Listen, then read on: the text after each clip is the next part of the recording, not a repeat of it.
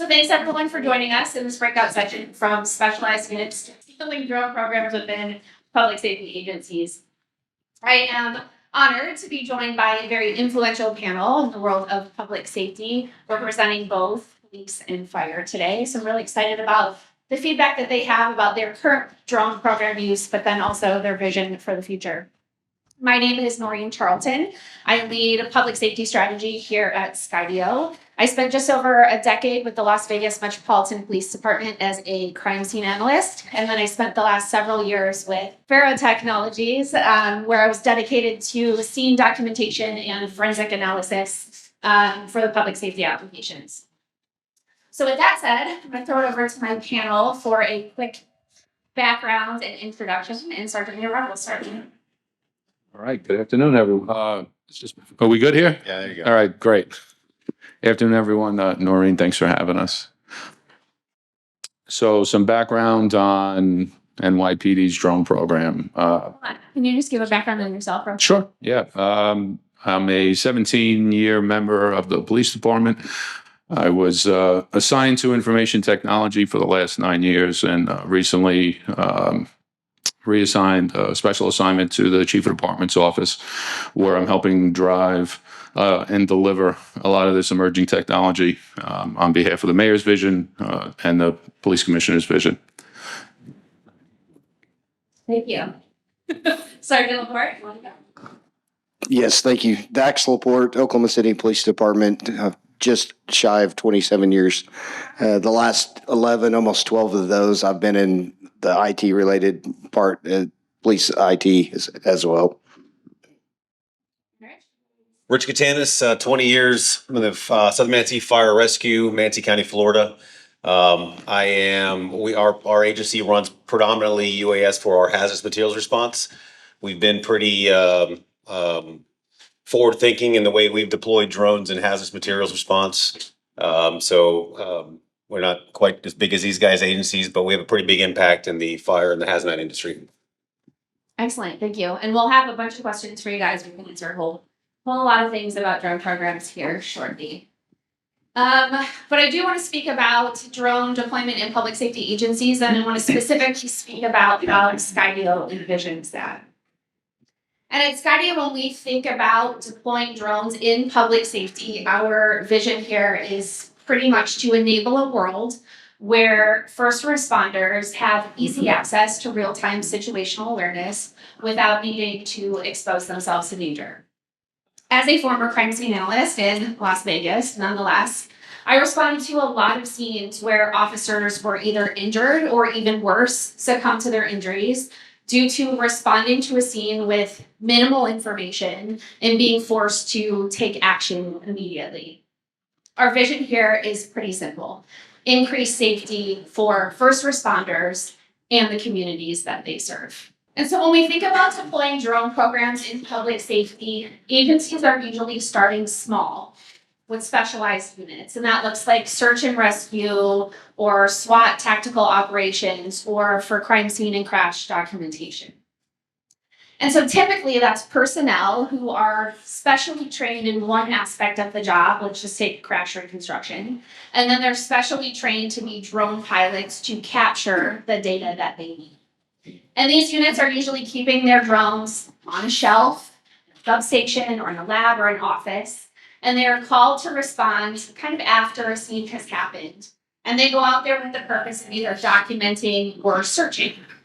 And so they arrive on scene and they deploy their drone from their vehicle and they get it up in the air and they control it. And that's for documenting or searching for whatever purpose they have there. Then next along the path, we have patrol-led deployment, which is a method of deployment most commonly associated with the Oklahoma City Police Department. And fortunately, we will hear a lot about that today. Patrol-led deployments are moving those drones that are on the shelves in a substation or an office and then moving them into patrol cars.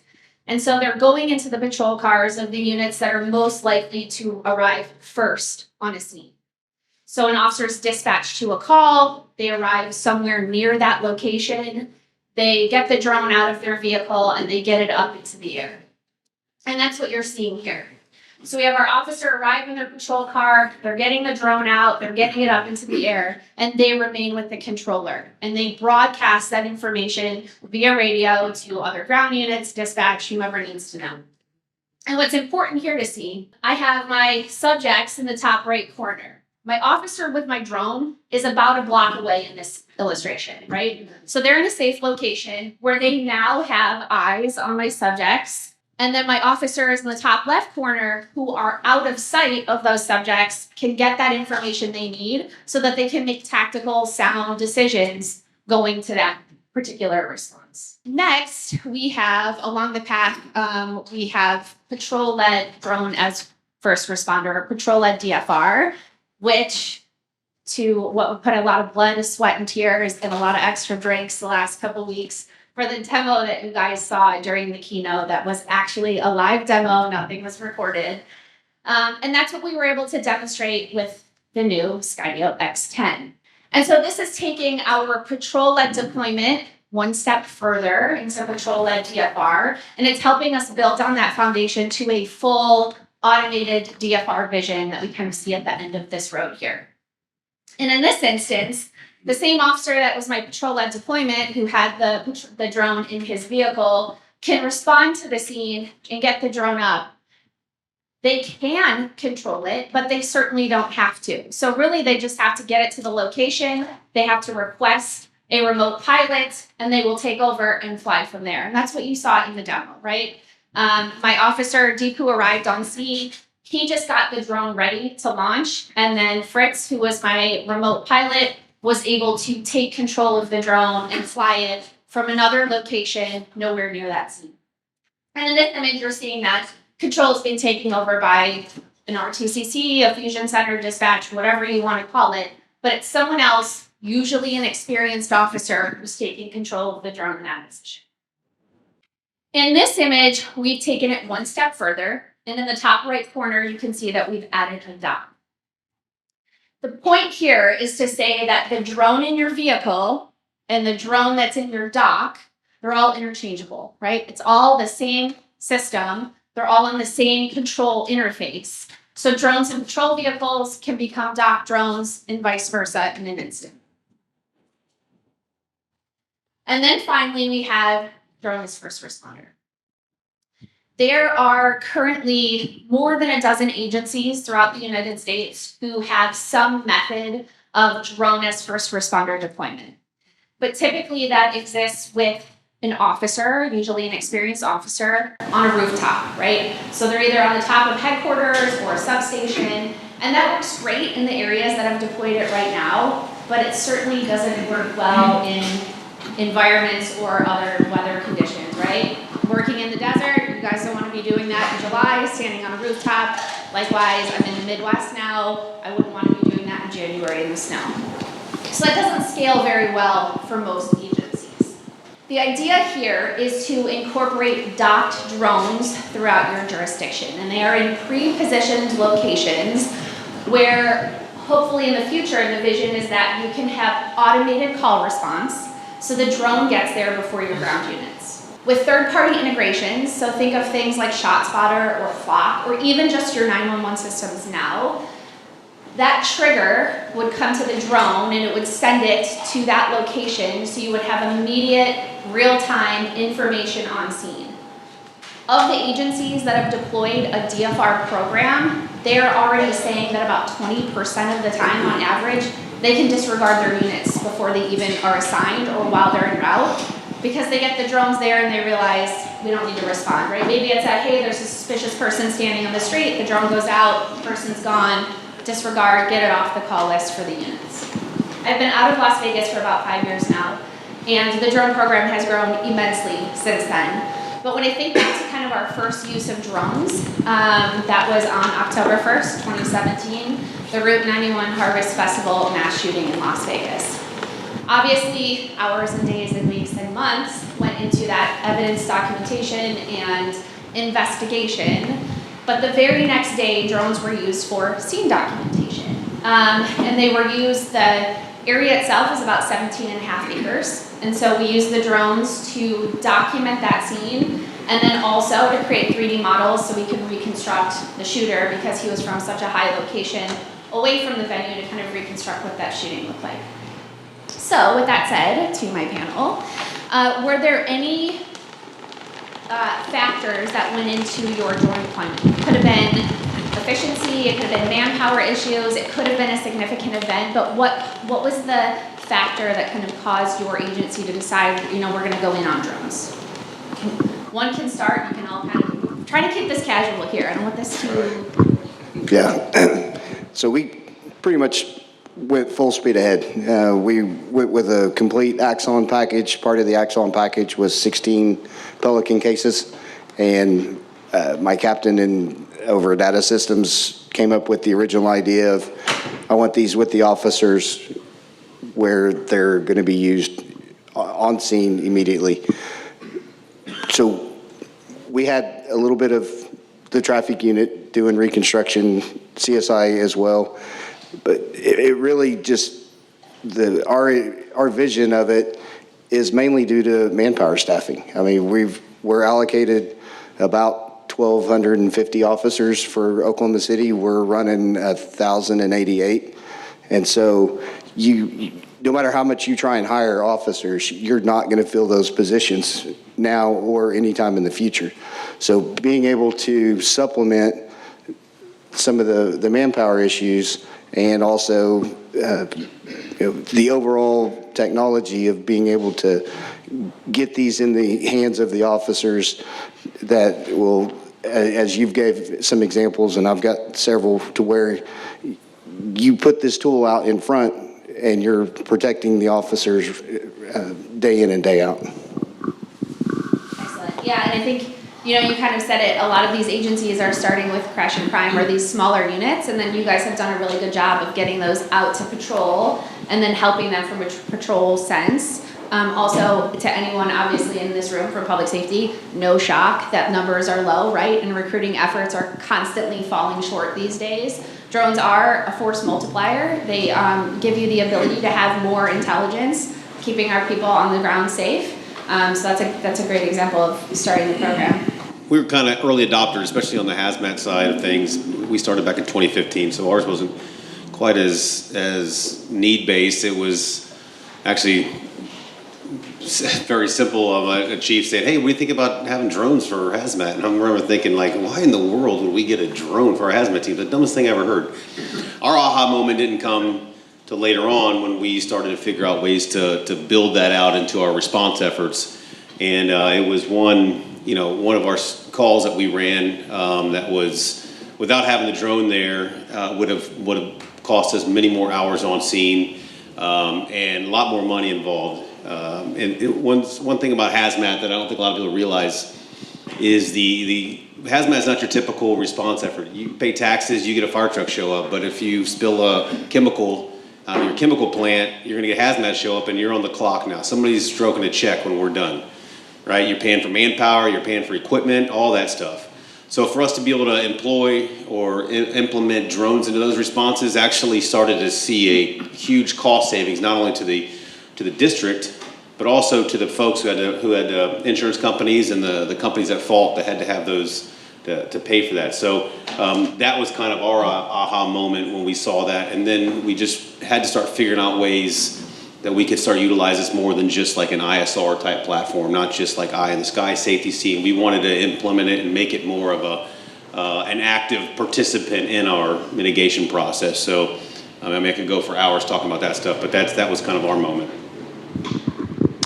Yeah, for us, it started back in 2017. A small team at TARU had this vision to forward lean in technology and embrace drones and how could they better serve police response, provide value, right? It's about how do we make the job more efficient, more safer for our cops? How do we provide situational awareness to the responding units and then also to the incident commanders so they can make those split-second decisions? So definitely efficiency, definitely officer safety and situational awareness for us.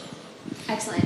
I feel like anytime I'm seeing a report on a city from a law enforcement agency, they're constantly reporting on call response times, right? The city only cares like, how long did it take me to get someone to pick up on 911 and how long did it take an officer to get here? So when we think about those types of metrics that law enforcement agencies or fire keep, do you have any examples of how adding drones to the toolbox has had a positive impact on those types of things, whether it's call response or the manpower issue? Do you have anything that you can speak to on that? Well, yeah, I was alluded a little bit to that earlier, but for us, the ability to, typical hazmat scenes can go on for 4, 5, 6 hours. A lot of times we don't even have the first inkling of what's going on until 45 minutes into the scene, and that's after trying to gather information from people on scene. We have to set up our decon process. There's a lot of things we got to get done before we can put the first guy downrange, right? The nice thing about having it as in hazmat response is the drone's the first thing out of the truck now. All of our technicians, well, our pilots are technicians, they're hazmat technicians. So as soon as hazmat's on scene, the drone's in the air. Now we're gathering information rapidly, and the way our truck is set up, everybody on scene can see what's happening in real time. Our technicians, the guys dressing out, our research guys, the incident commanders. So by the time the first crew is going in, we've pretty much cut 1 or 2 of those sorties of teams going into the scene. So that's taken a huge impact of the manpower needed for this to mitigate this scene. And you know, we're in Florida, August, and level A suits is not where you want to be as a hazmat technician, right? So if we can shorten those numbers of rotations of guys going into this scene, we're putting years back on guys' lives, right? Because a heat stroke in a level A suit is not a fun thing, and I've seen it happen many, many times. And if we can take that number from 4 to 6 entries down to 3 or 2 entries, I mean that's huge cost savings on the district too. Think of manpower like workers' comp, right? Guys going out for 3 weeks now because he's had a heat stroke. We can prevent those kind of things, and you don't think about those numbers initially when you're talking about a drone. How's a drone saving that? Saving money there, but that's one of the big issues or big things that we've been able to get out of utilizing these systems. Ours, it's not yet to the point of being able to save time for the officer getting there, because ours are in the trunk. They get deployed once the officer's there.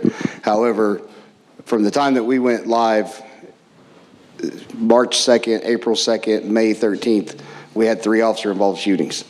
And the first officer-involved shooting, the officer got shot, the exchange of gunfire, he retreated, he had to apply a tourniquet on his leg, the suspect gets away, you know, the cavalry's coming. I mean, we had 2 drones on scene within like 2 minutes, like literally within 2 minutes.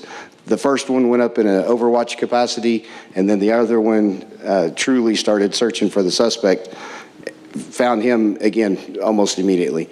And so just being able to get the drones there, in the long run, yes, it does help the community in different ways as far as saving time and resources and stuff like that. But it helps the officers in the field just that much faster, because you know, as you process in your capacity, as you process a crime scene, you know, take a small one in this room, you're going to be in here for several hours. Not me, 1 hour. Well, TV show, you know. but you throw a drone up, and that hour is now 15 minutes, maybe, if that. So you take that on the patrol aspect side of it. So where before, you know, you've got this huge perimeter, you've got secondary inner perimeter, you've got people searching, trying to find this guy. We took what could have been 10, 15 minutes down into 2. You, at Oklahoma City, you guys have an air unit, right? You have a manned air unit? Yes, we have a 3 helicopter unit, or we have a helicopter unit that has a third helicopter on the way. Yeah. So I've heard a lot of comments about, well, why do I need drones? Like, we have an air unit. Okay, well, from my experience, when you really need the air unit, it's either down, it's busy on another call, you can't get it around, right? It's not always available. Absolutely. So can you speak to how drones kind of fill that gap? Sure. We have 4 patrol divisions, 3 shifts on each one. Since we bought 16, I've got 1 per shift per division. So 12 drones could be potentially on the streets at any given time. where the helicopter unit, you either love them or you hate them sometimes, but, more often than not, most of them have, in our capacity, most of them have been there for a long time. They don't have that need to, I got to go fly, I got to go fly. They sit in the hangar until the call comes out. So by the time that they get the aircraft out, if it's not already out, by the time they do the pre-flight, by the time they get the engine started, by the time they get in the air, and then they travel to your call, you've just essentially wasted 20 minutes, sometimes more. I understand the FAA guidelines on weather ceilings and visibility and stuff like that. Being able to fly the drone, the requirements are so much smaller than manned aviation. So there's a lot of times that, you look like, you call them, no, we can't get up due to weather. Well, I'm standing right here and it's not raining on me. I can get my drone out, throw it out there and get to work. Manned aviation is never going to go away, right? There's always going to be that need for it. Yep. But there's a part of unmanned aviation that fills a gap that I think there's always that like pushback from some of your manned aviation guys. But the reality is the unmanned space, there's so much potential that, fixed or manned aviation just can't do the same work with. We had a call 2 weeks ago. Helicopter overhead, drone in the air. It was a nonverbal autistic teenager that had walked away from a house. 500, 600 feet AGL, the most sophisticated camera system that you can use. They physically could not find this girl. Deployed a drone at a different altitude, at a different angle, ended up finding her in a muddy culvert. And so, there are benefits to having both, but there are being able to have a patrol-led deployment or even going further into DFR, having that gap filled with drones, it helps tremendously. I'm sure that for you folks that joined in on the keynote this morning, you heard Chief Shell mention several success stories. Some times where we had deployed these aircraft out there. What we're seeing is almost triple the amount of use of these drones from last year, just the first 6 months of this year. So this team, we're pushing forward, getting the aircraft out, being on scene, deploying, getting more personnel trained in order to operate them, and really looking into scaling the remote ops deployment. This was the slide for this fully automated DFR, right? We've got docks pre-positioned throughout our jurisdictions, and not necessarily an entire jurisdiction, right? Maybe where you're just having like your highest call volume. But what I do want to point out here is fire, because I think historically, drone as first responder has been thought of as a law enforcement thing. But I think there's a huge place for it in fire as well. And I think that because think about any high priority call, police and fire are both going to that call, right? And typically in most agencies, those calls come in and they're asked police or fire and they choose one or the other. And that gets routed to different dispatch systems, which gets routed to different CAD systems, and they're both getting completely different information. So when I think about DFR with police and fire, I think about it in a city where we're all working off the same systems, right? We have police and fire having the drone response and both having access to that real-time aerial information. I recently visited a very large fire department in the US who has a vision for this in the very near future, and it was really exciting to hear that come from fire. And they're really leading the way for their city.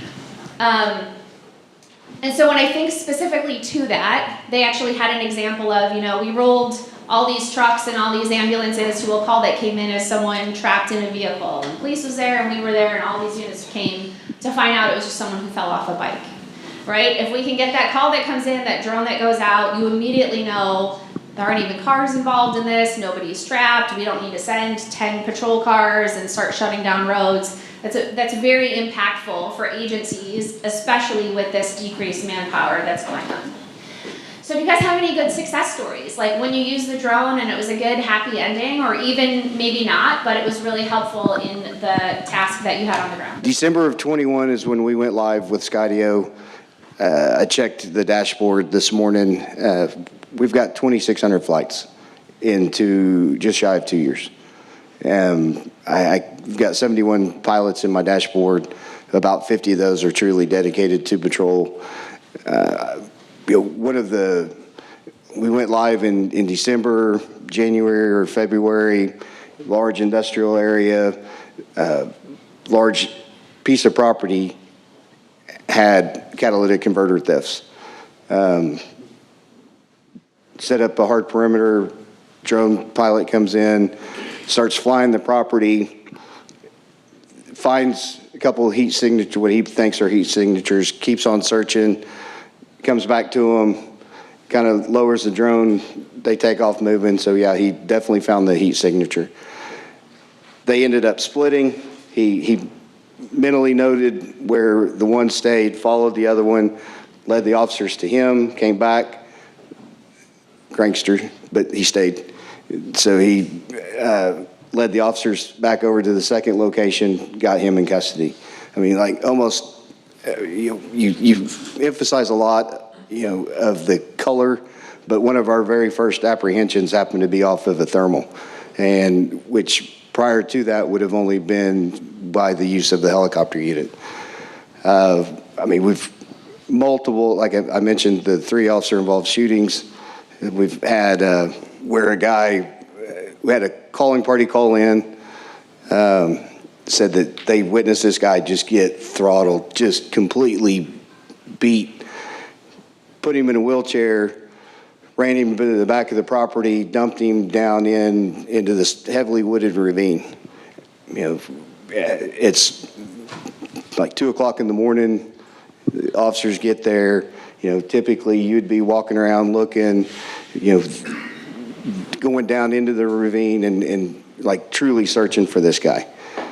They deploy the drone, fly the ravine, find exactly where he's at. So now the officers, they just have to go to the bank, go straight down. Sure enough, I mean, this guy was literally beat and left for dead.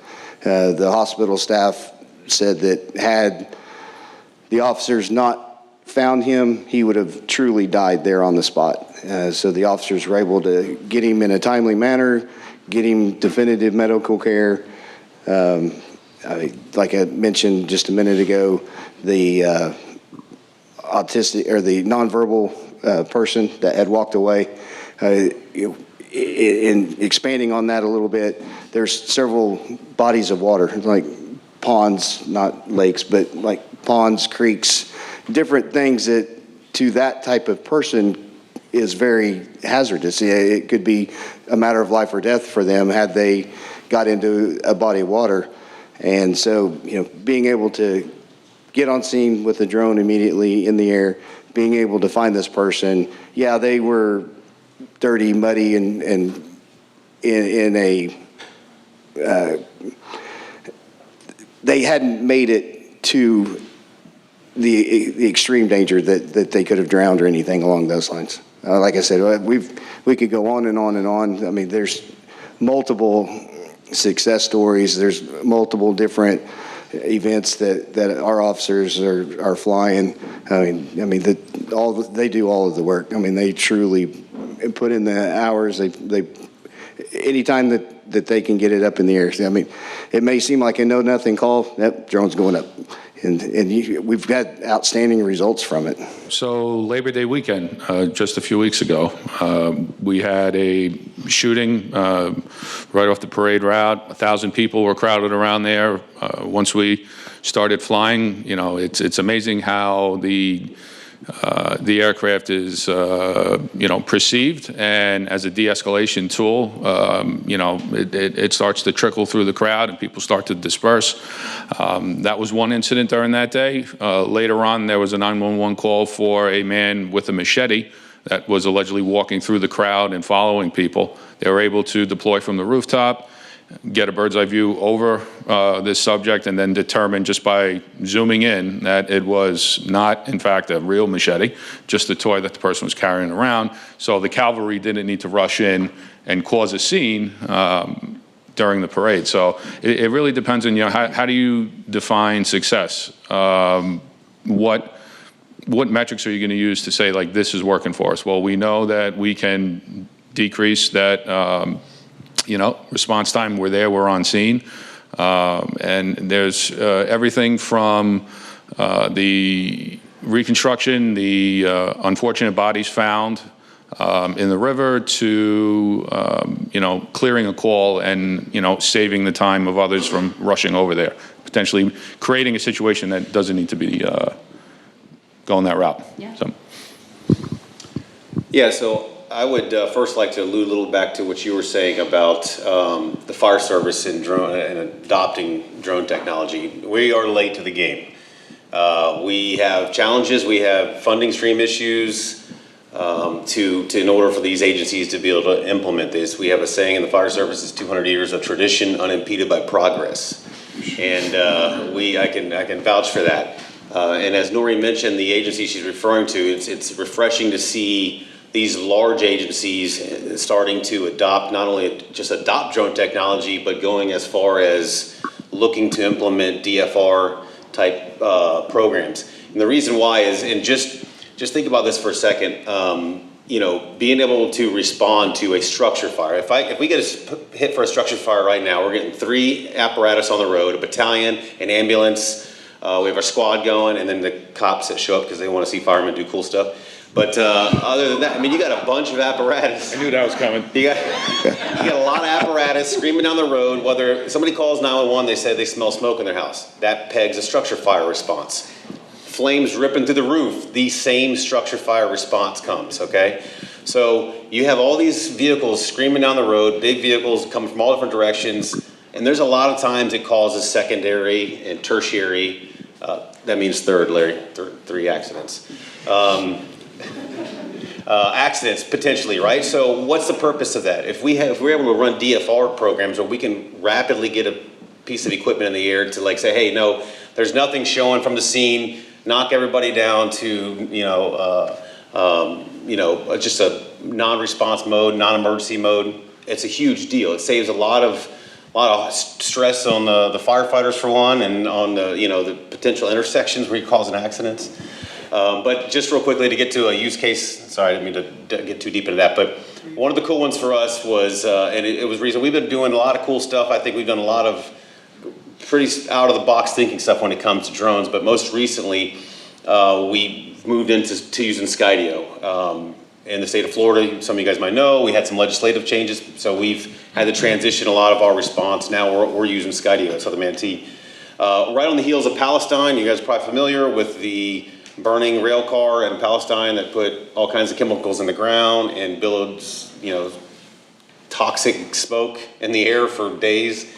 So within a couple weeks of that same scenario, we had in Manatee County, we had a rail car with 30,000 gallons of liquid propane derail and fell over.